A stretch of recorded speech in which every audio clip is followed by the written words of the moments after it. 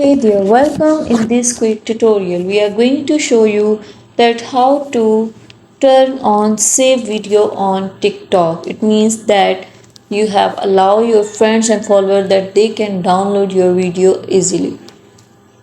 It's super easy and we will make sure you get it right. Just make sure you are logged in and using the latest version. Make sure to watch the complete video and follow each step carefully to avoid forgetting anything and making mistake.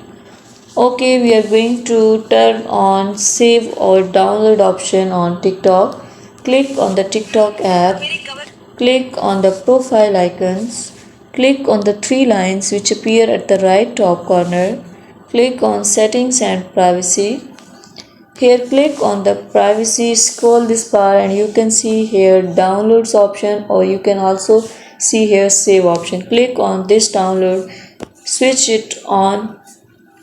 Now anyone can see and save or download your video in their gallery. Thank you so much. That was all. Please consider showing your support by commenting, liking, sharing and subscribing to our channel for more valuable content in the future. Your engagement is highly appreciated. I wish you very good luck. Thanks.